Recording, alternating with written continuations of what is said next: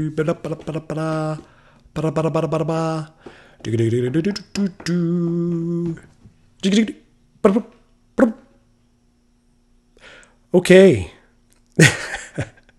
Welcome to Bearing the Brunt. My name is Joel Van Brunt. I was going to change the title down here to Brunt Force Trauma or Bearing or The Brunt of It, but I didn't get a chance. This is take two. My first take got cut off because of the stream, which was very frustrating.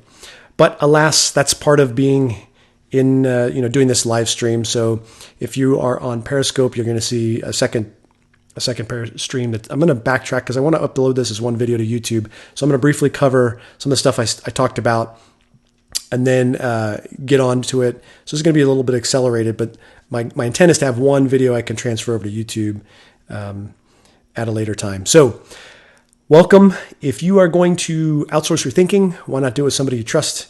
If you look at all the different news sources out there, a lot of them are subscription-based now, or they offer you a certain number of articles free. So that either limits your consumption of news because you don't want to go over that free limit, or you got to pay all these different people different subscription prices in order to have a good, comprehensive view of what's going on in the world.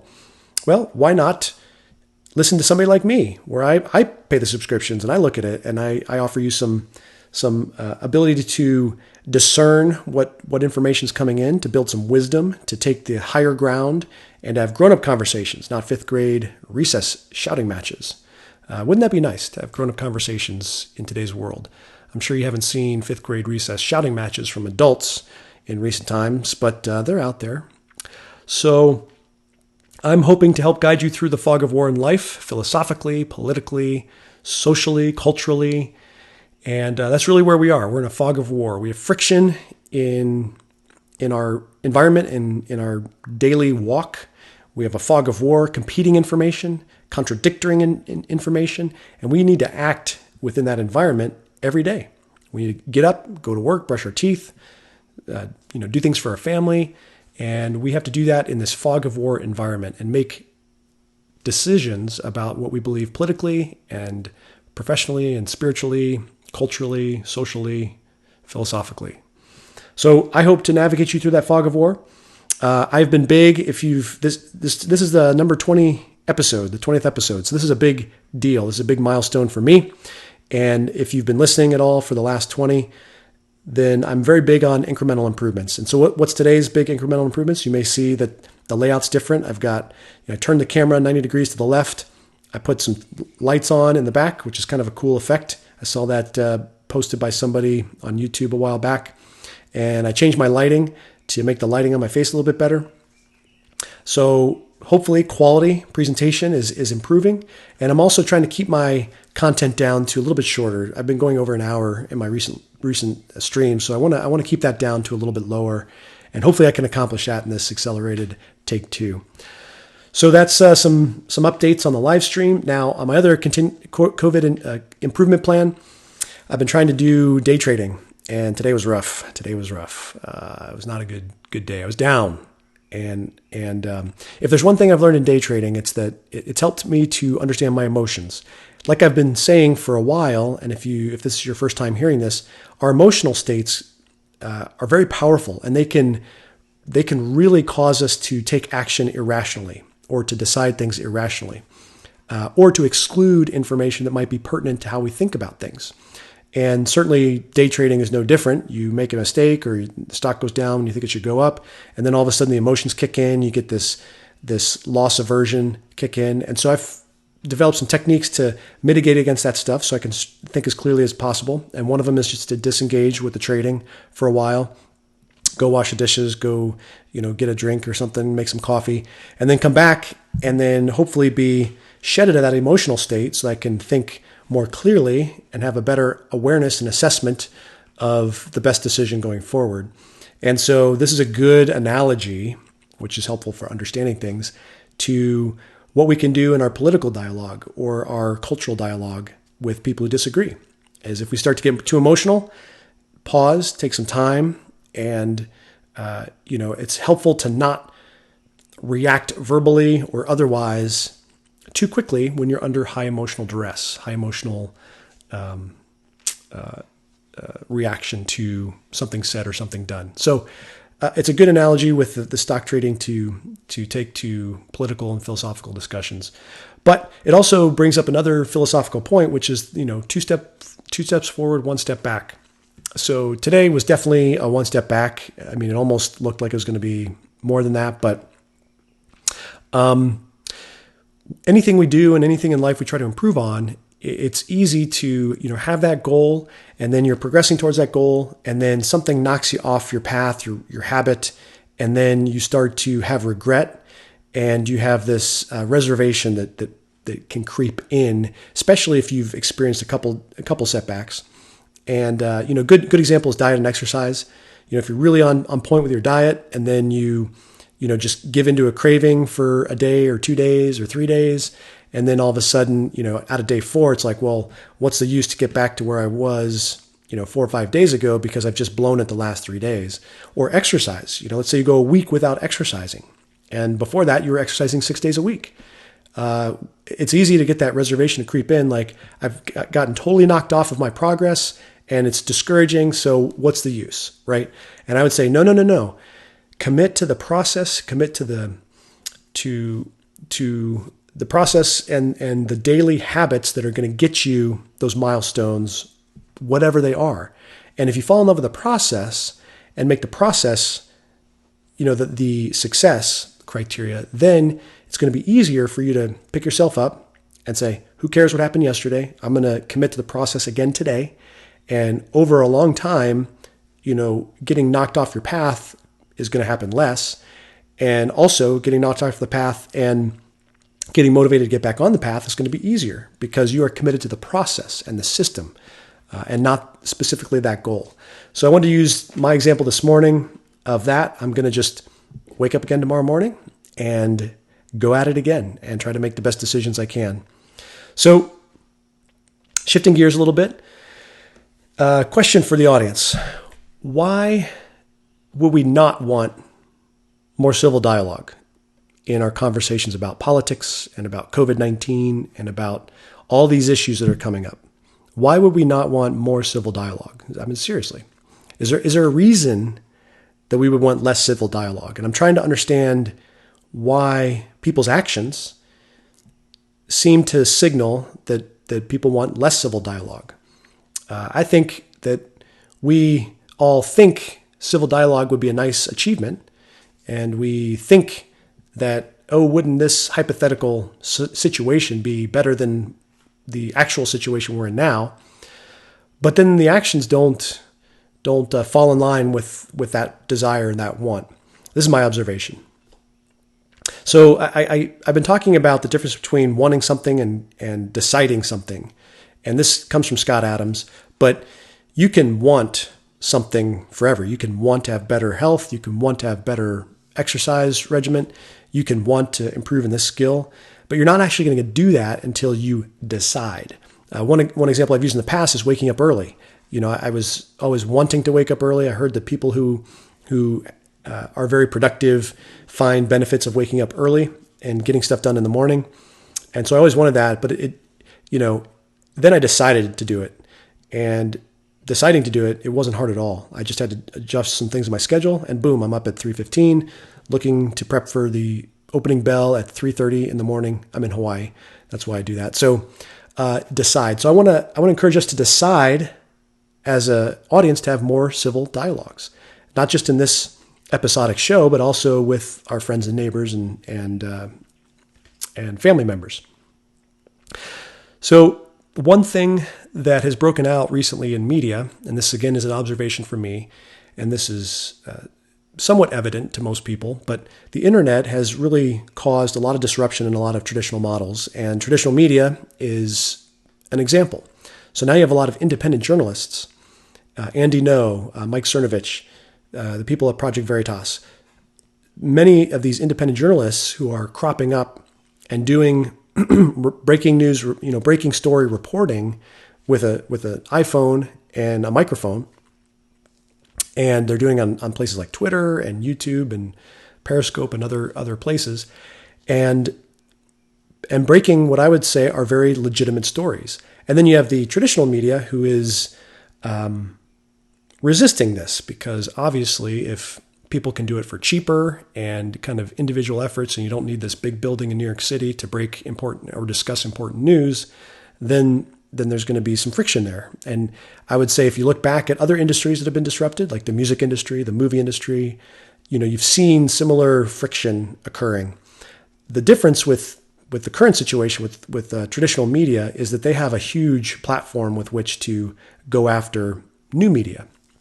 And one of the criticisms I've seen that I've been a little bit uncomfortable with, and I wasn't sure really why, and I wanted to talk about it briefly, but I had this thought in my mind the other day is what is the difference between a conspiracy theory and an investigative journalism piece?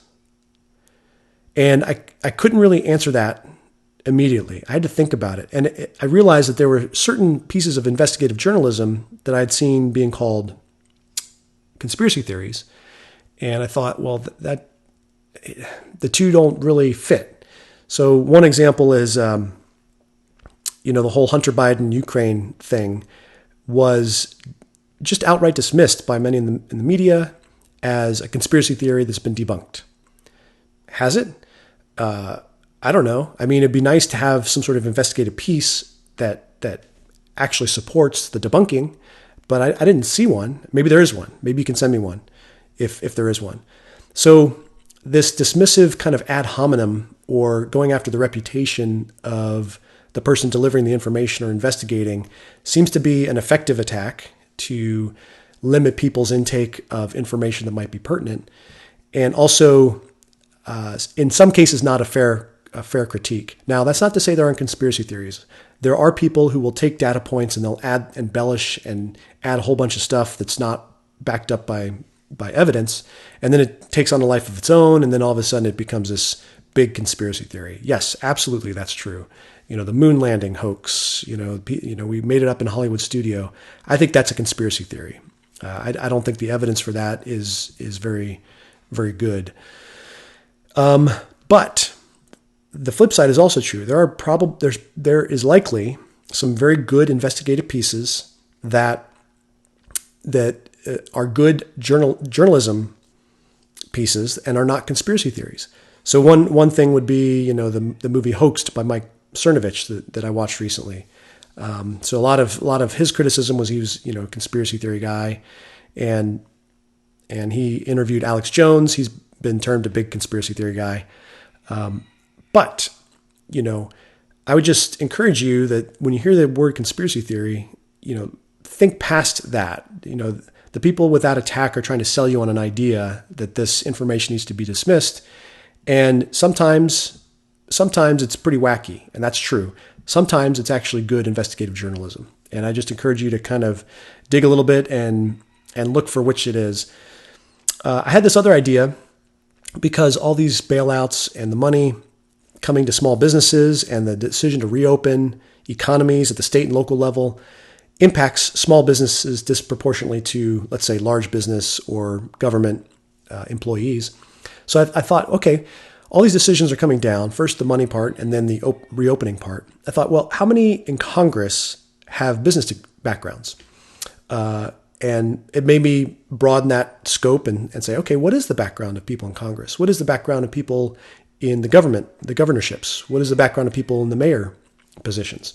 So I just did a quick look in preparation for this. I looked at FAS.org, and just before I give you the numbers, what would you think would be the number of business people in government? 20%, 60%? Where would you think that proportion lies as compared to, let's say, lawyers? Are lawyers 80%? Or career politicians? 80%, 70%? Just kind of think about where you believe the breakdown is, and I'll give you this.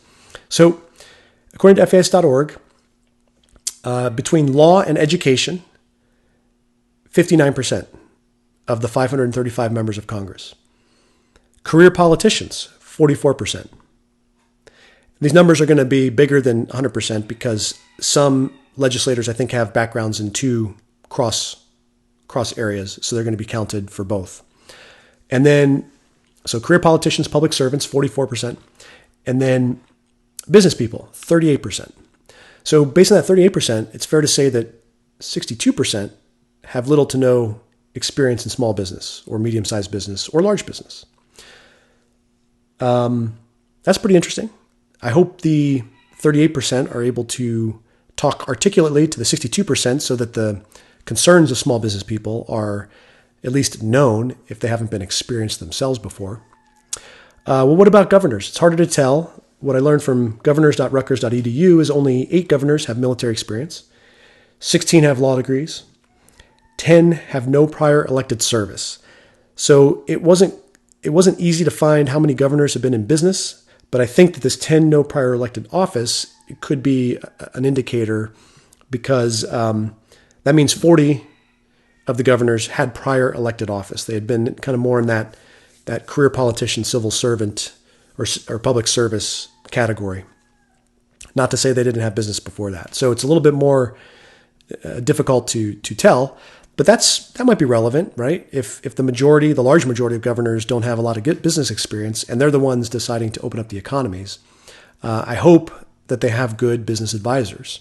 I hope that they have a good ability to think outside of their own experience and consider some of the challenges that business people and employees and employers might have.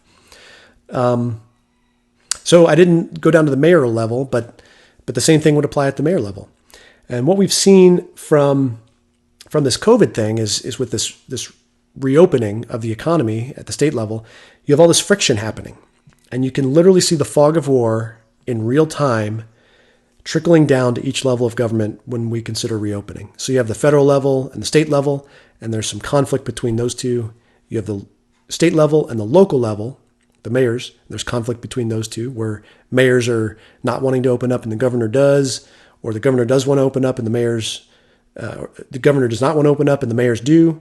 And then you also have workers, people who are living paycheck to paycheck, who are literally the ones suffering the most from this thing, likely the ones who are adding to these protests across the country in higher numbers. And then on the other side, you have people who have the savings accounts where they can sit for 4 or 6 months and ride this out through savings. And they're looking at each other going, come on, don't you understand my position? And there's a wagging of fingers with the people. I consider myself to be one who had some savings where I could ride this out a little bit easier than others. And I'm seeing other peers of mine wagging their fingers at protesters because they're putting other people into jeopardy with their public health. And what's really missing from all this is a risk decision discussion. So where does a risk decision lie with reopening and going back to work? Does a risk decision lie with the citizen? Do citizens have the capability of making their own risk decisions regarding COVID-19 and social distancing? Does the decision rest with businesses?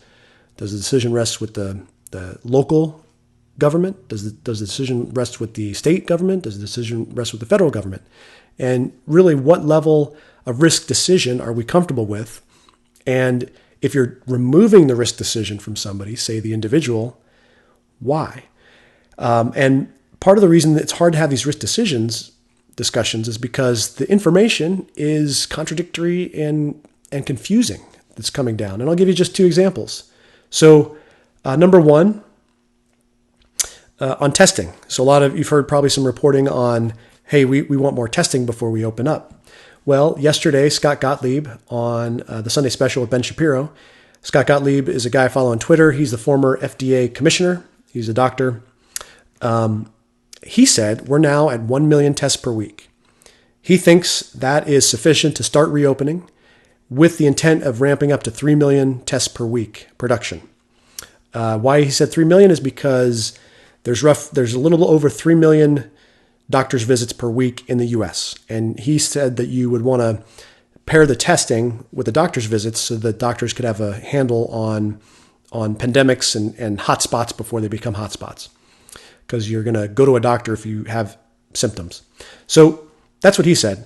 Now, you've seen other estimates from other public health experts who think it's got to be much, much more. And by much more, I think I've heard numbers in the realm of 20 million per day or, 1 million per day. So that's a huge difference. And if you're a governor or you're a mayor, well, which one's right? I don't know. That's the fog of war. That's the friction that we have when we have conflicting, contradictory, confusing information in the public space. So contrast that testing thing with what the CDC says. So Redfield, the head of the CDC, said in, I think, the Washington Post today that the second wave could be worse than what we're seeing right now. And COVID, if you've been paying attention, just went over 45,000 deaths in the U.S. The seasonal flu average is about 40,000, just under 41,000. So we're 4,000 deaths higher than the annual seasonal flu number, which is, admittedly kind of scary, right? But he's saying, this is Redfield, the head of the CDC, saying the second wave could be worse. So now you hear that information, and I think, oh, goodness, we shut down everything for this. Doesn't it make sense to shut down everything for that if it's going to be worse? And yet Scott Gottlieb, just a few, in a different media source said, hey, I think 3 million tests a week is sufficient to manage this thing. So there's some that say that many people are going to get it regardless. There's no social mitigation scenario where the virus isn't going to spread to who it's going to spread to.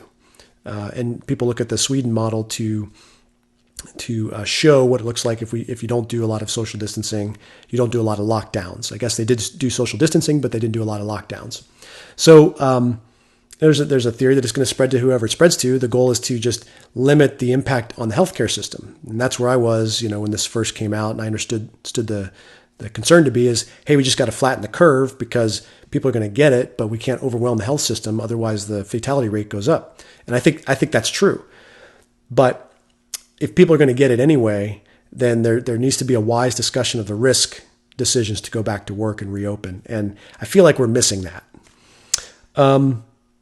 And the negative effect of missing that discussion is now we're pitting Americans against Americans. So we see people who want to get back to work, and we see state and local officials, doing some petty authoritarian things.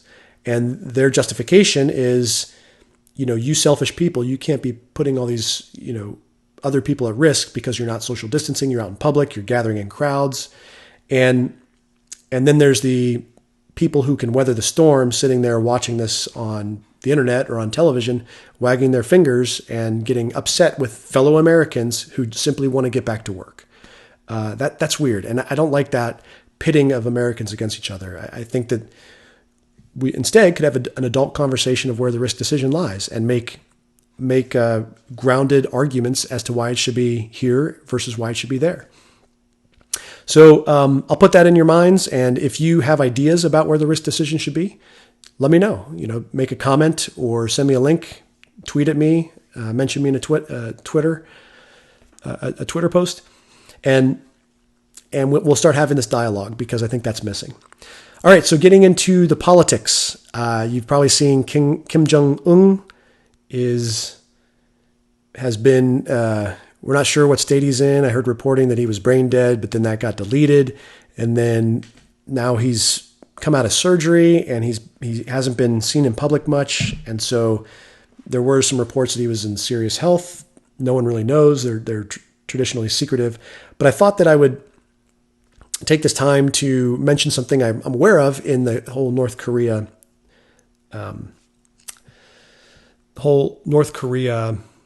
environment.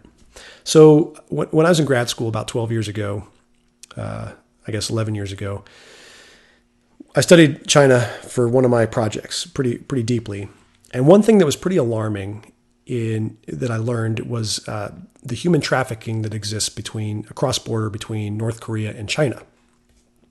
And it stuck with me for the last 11 years because it's pretty difficult. And I think this brings up perhaps some cognitive dissonance in people who support certain positions here in the U.S. And so let me flesh this out. So as I'm sure you're aware, China had this one-child policy for 30 years. I think it started in the late 80s, early 90s timeframe, and then they ended it a couple of years ago.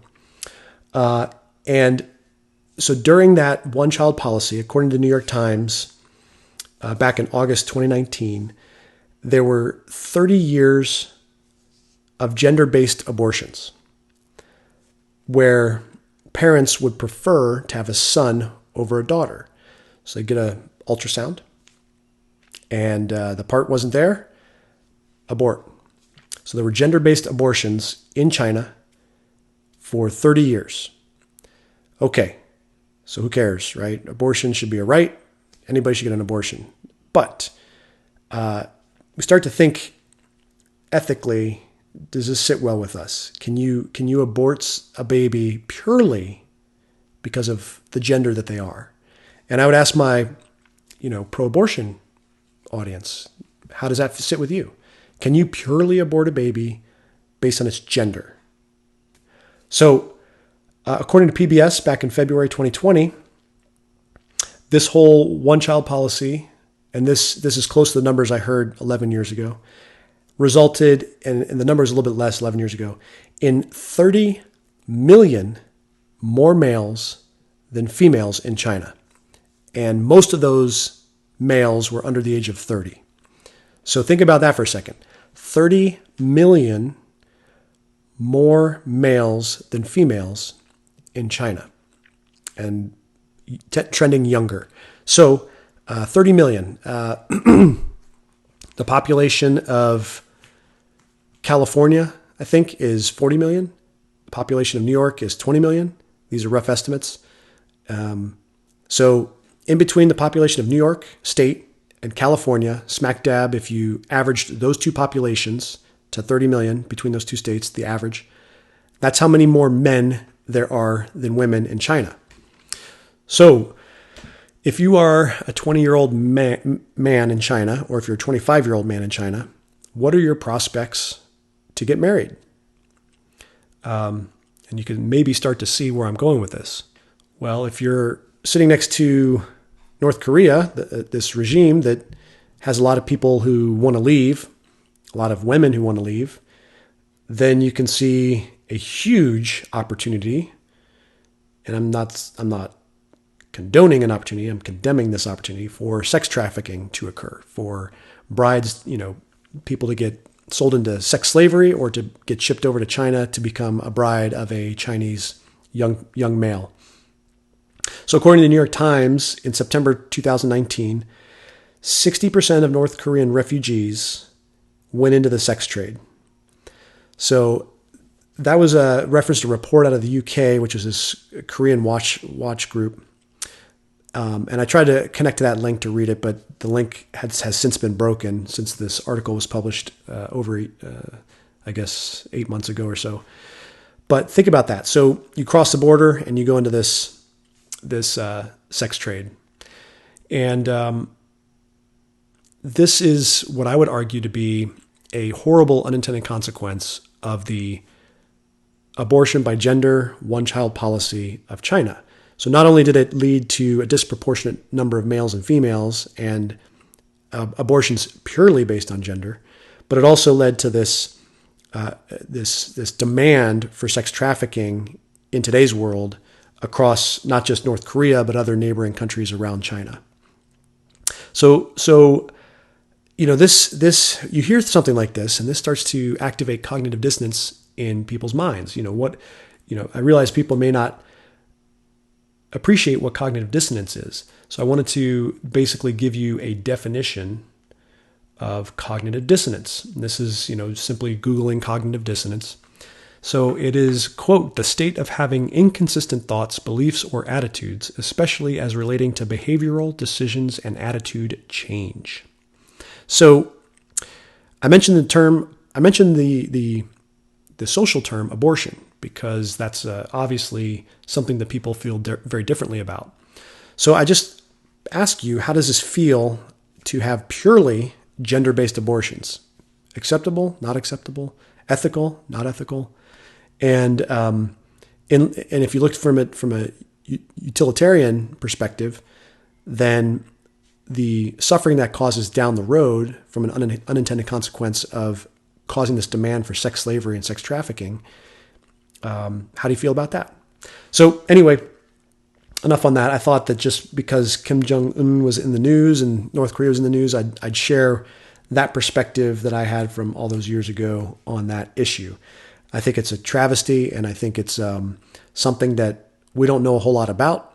I wish we did. Most of the organizations that are helping to free women across North Korea into China out of that sex slavery future are missionary groups. So, you read articles from Voice of the Martyrs and other publications for missionary groups around the world. And the New York Times had some great quotes for this sex trafficking. And let's see, one guy was named, that's going to be a second, Miss Lee, let's see. Anyway, it profiles one of the pastors and missionaries who helps to bring people out of these situations, but I don't have it queued up in my other computer. So anyway, mostly missionaries who are helping to rescue these women out of this future for themselves. Okay, so enough on that. Crossfire hurricane. So I want to talk a little bit about this. Margaret Cleveland in the Federalist has a really excellent piece. So, if you're emotionally connected to news, then most things begin and end with Trump, what he tweeted, what he did. I'm kind of intentionally talking about some other things first because there's other stuff happening with real issues. And if you're sick of the Trump this, Trump that, then maybe this will appeal to you. I'm going to try to limit talking about Trump personally or, as it relates to, things he said. I'll try to wait to talk about that at the end because I don't want to trigger anybody, early on in the show and then have you disregard everything else I say. I think there's other really great things to talk about, ideas to discuss, and grown-up conversations to have before we get to the Trump stuff. So I'll get to it. But first, there's other stuff happening. And one of the big things was this Crossfire hurricane declassification stuff that's come up recently. So for those who've been living under a rock, basically the FBI went to a FISA court, obtained a FISA warrant to monitor Carter Page and the Trump administration. And that monitoring led ultimately to the Mueller report and basically investigating the special counsel Mueller investigating Trump for Russia collusion. So it all started with this FBI FISA warrant on Carter Page. So that's the background. Now, the FISA warrant was justified using data, and one of the justifications was a Steele dossier. So the Steele dossier, Christopher Steele was a British spy, and he was the primary source. He was paid by Fusion GPS, who was an organization hired by Hillary Clinton and the Democratic National Committee to get opposition research on Donald Trump. So Carter Page had a bunch of information that he got from Russia on Donald Trump.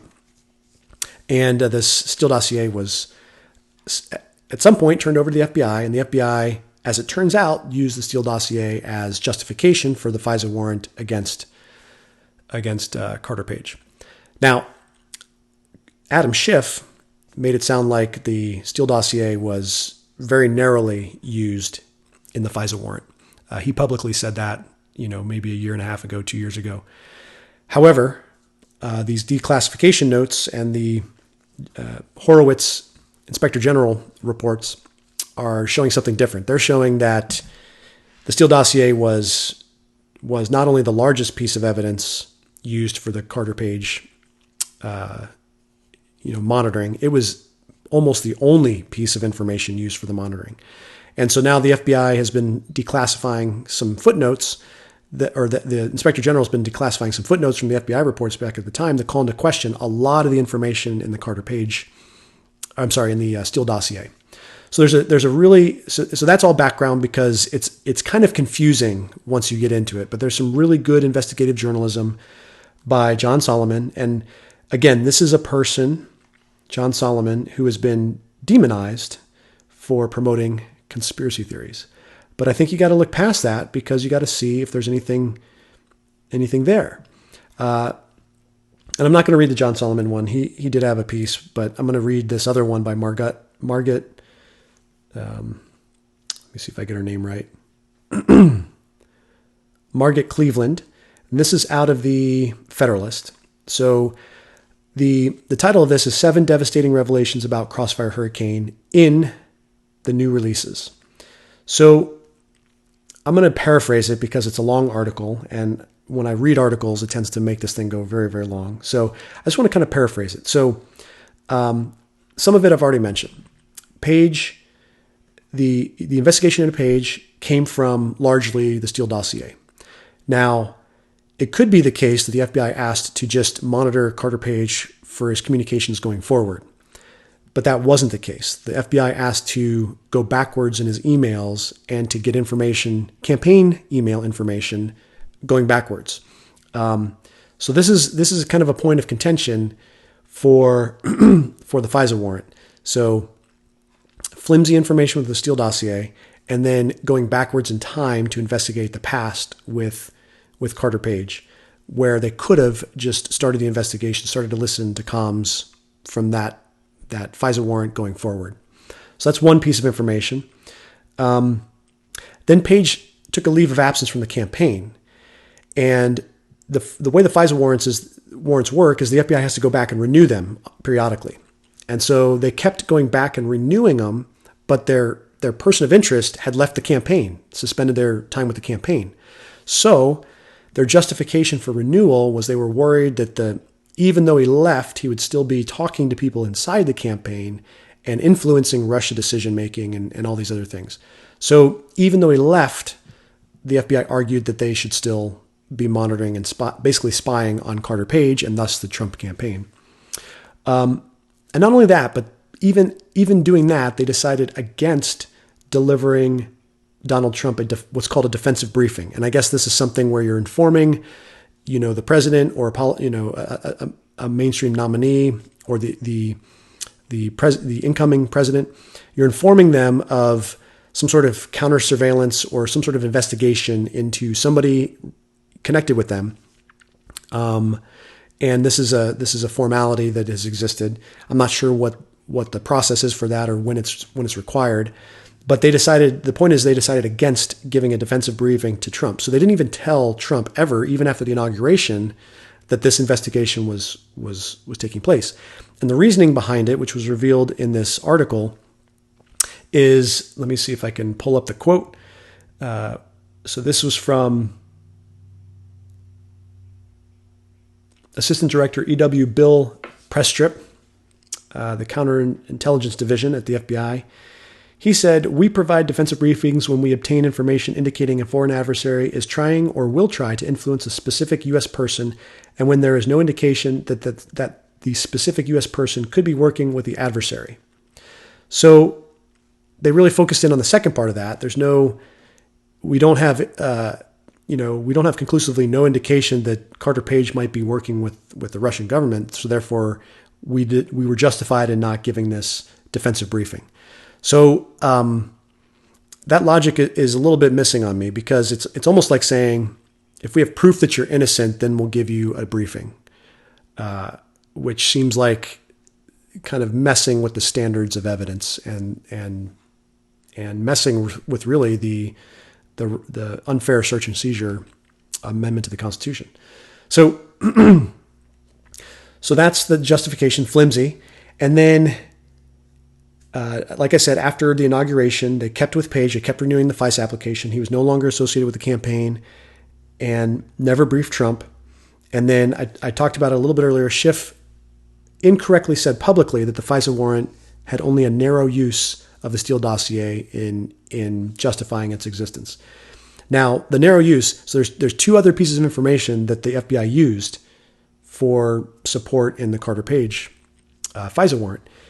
And those two sources of information were news articles, one from the Washington Post and one from somewhere else.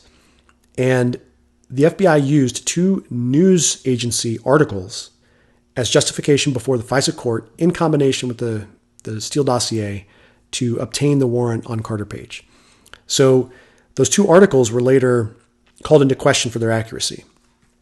And it sounds like the FBI didn't do any kind of independent verification of the articles anyway, which you might expect to happen if you are just going to pick an article out of newspaper A. You'd think that the FBI would want to collaborate that information before they went to a FISA court to obtain a warrant.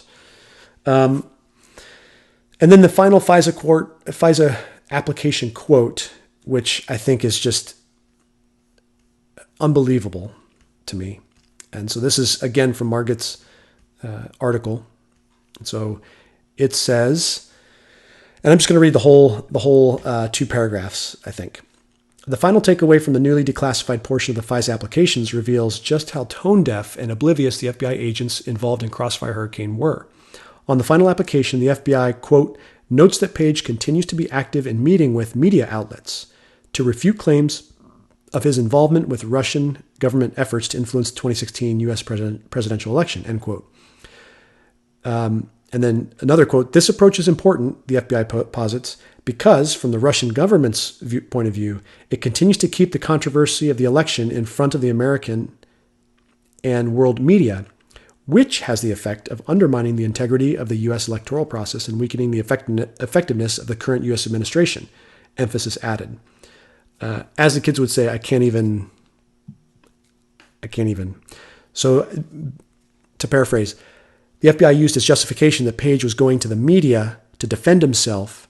And from the Russian government's perspective, that was exactly what they wanted him to do, because then it kept this 2016 election in the public's consciousness and interfered with the undermined and interfered with the integrity of the U.S. electoral process, because he was going in public and defending himself. That's how I read those paragraphs. That is an astonishing revelation, in my view. It just goes to show you that this narrative that people hold on to is so powerful. And I'm not even going to say that the FBI was ill-intentioned necessarily. They could have been, but I don't know. I wasn't reading their minds. I will give them the benefit of the doubt. They were acting in good faith, thinking that they were investigating a viable collusion narrative. And it was so powerful that they couldn't break out of themselves and see, how ridiculous it might look from another point of view. And from my point of view, just reading this for the first time, it's really ridiculous that you would have Carter Page going out and defending himself to the media, and that being used as justification to renew the FISA application. That's crazy to me. But yet that's what happened. That's what appears to have happened. So we really got to look at these processes in the FBI and other agencies that are kind of bypassing some of our Bill of Rights, and really there should be some more further action, I think, taken in this regard, because I think the American people need to know that this stuff happened. And again, this is the whole foundation of the Mueller investigation and the Mueller report, is this Carter Page Steele dossier beginning. But is this top of the news? No, of course not. COVID, right? So I don't want this to get buried too far down before people forget, because we do have short-term memories, and I thought this was a good thing to discuss in this episode. So lastly, okay, Trump.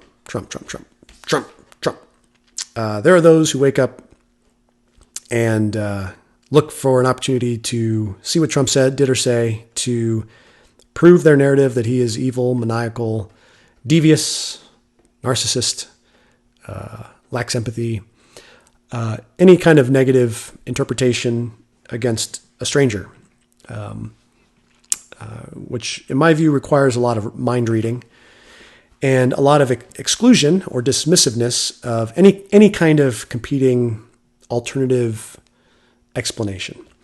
So, the tweet came across that Trump was going to ban immigration for 60 days, take a pause, a suspension, to focus on Americans first for work. And, of course, people went nuts. This is him just being xenophobic and proving it all over again. But the reality is that, so he made this tweet, but then he backed off and he allowed foreign worker permits to still go, because he talked to some business leaders, and the business leaders were like, hey, look, we rely on these people. And so he backed off a little bit. So that's the reality. And I'm going to just kind of wait until this plays out. What I like to do, and this is a good tactic to avoid getting wrapped up in the high emotion of things. And the tactic is this: whenever you see a piece of news break about a policy or about something, let it sit for a day or two. Let it sit for longer than the 5-minute reaction that you immediately have to it, emotional reaction. And let it sit longer than, the first piece off the press that can tell you why this is the worst thing since Hitler. Let it sit, let it settle. It's almost like breaking open a bottle of wine and letting it sit in the air for a bit before you pour it into a glass. Let things kind of calm down, and then let the emotion kind of subside, and then go back and look at it from a grown-up point of view. Going back to what I do with the stock market, and going back to any kind of argument you have with your spouse or with a significant other, where you have to kind of just get some time apart, and then you realize, okay, I shouldn't have said that, and I felt, you start to learn things when the emotion drops down a level. Well, I would encourage you to do the same thing with the news. And you hear a piece like this, just take it back, let some time process, and let the other people do all the emotional stuff. Just stand back from it and then look at it later with a clear head.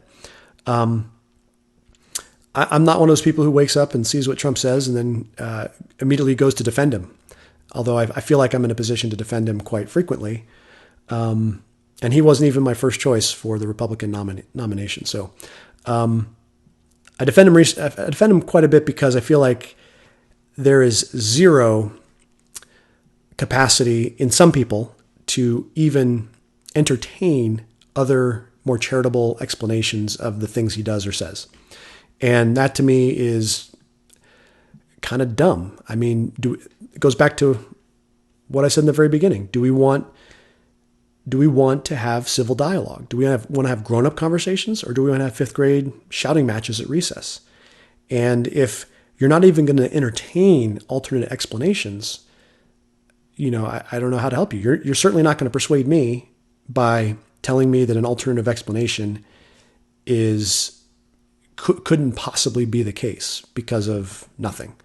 So instead, what adults do, I think we offer charity. We look for possible other explanations. We weigh them against each other, and then we make a choice. And maybe the weight comes out in the negative. Maybe the weight comes out in the positive. But I certainly think that, Trump has some sort of magical capability of having this visceral reaction by certain people. I do think that Trump derangement syndrome is a real thing. This super ramped up, high emotional reaction to anything he does or says, that what I said at the beginning, emotion blinds. High emotion blinds you to rational thought about a particular item. It causes you to exclude information that might be pertinent to how you feel about something. So let's not do that. Let's just decide not to do that. Now, I'm not saying that we can't be critical. We can't find criticism. We can't find blame in certain contexts. But let's not be primed towards that directive. Let's sit back, let things mature, and enter in with a clear head, being able to weigh the evidence one way or the other. So that's it. Thanks so much for bearing the brunt. I'm your host, Joel Van Brunt. If you are interested in helping me out, DM me or leave a comment. DM me on Twitter, and I would love to snowball this into a more regular thing. The good news is the small business I was affiliated with has recently got a loan, so I might be going back to work here shortly, but I certainly like doing this, and I hope you get value out of it. I hope you enjoy listening to me run my mouth for 48 minutes now, and hopefully you will come back and join me tomorrow. Bye-bye.